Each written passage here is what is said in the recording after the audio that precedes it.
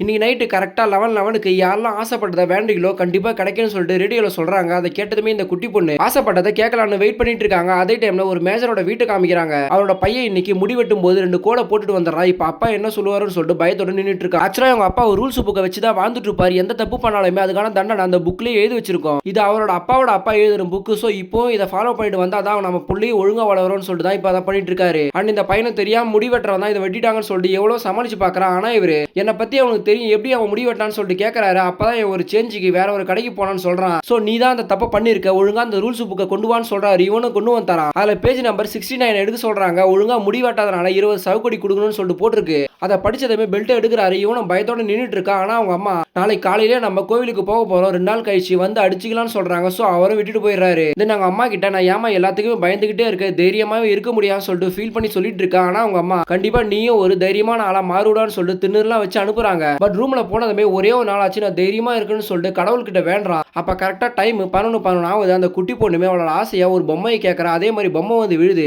And இவன் ரூம்லயே கடவுள் வந்து இன்னைக்கு ஒரு நாளைக்கு நீ தைரியமா இருந்தா உன் கூடவே இருப்பேன்னு சொல்றாரு. ஆனா நான் சொல்றதை மட்டும் நீ கேட்டே ஆகணும்னு சொல்லிட்டு ரூல்ஸ் போறாரு. சோ இவனும் ஒத்துக்கிறான். அப்பன்னு பார்த்து லவ் பண்ற பொண்ணு கால் பண்றாங்க. ஆனா இவர் எடுக்க கூடாதுன்னு சொல்லுவாரு. இவன் எடுத்துறான். பட் அவங்க அப்பா வந்து போனை புடுங்கி காதுல வைக்கிறாரு. பொண்ணோட குரலை கேட்டதுமே இவனை போட்டு பொழந்துறாரு. இப்ப பயந்துகிட்டே இனிமேல் நான் கரெக்டா கேட்கறேன்னு சொல்றாரு. திரும்பவும் அந்த பொண்ணு கால் பண்ணி நாளைக்கு என்னோட வீட்டுல யாருமே இருக்க மாட்டாங்க, வீட்டுக்கு வான்னு சொல்லிட்டு கூப்பிடுறாங்க. ஆனா அந்த பொண்ணு ஏற்கனவே இந்த மாதிரி கூப்பிட்டு வீட்டுக்குள்ளே வரவிடாம ஏதோ ஒரு காரணத்தை சொல்லி அனுப்பி விட்டுருவான். அந்த பொண்ணுமே பயப்படுறா. ஆனா இந்த தடவை கரெக்டா நடக்குன்னு சொல்லிட்டு அந்த பொண்ணை வர சொல்லிடுறான். ஆனா அவங்க அப்பா அம்மாவும் காலையிலேயே கோவிலுக்கு கிளம்பிடுறாங்க. இந்த பொண்ணுமே அப்பார்ட்மெண்ட்டுக்கு ஆப்போசிட்ல வந்து நிக்கிறா. ஆனா இவன் இப்படியே சமாளிச்சு வீட்டுக்குள்ளேயே கூட்டிட்டு வந்துடுறான்.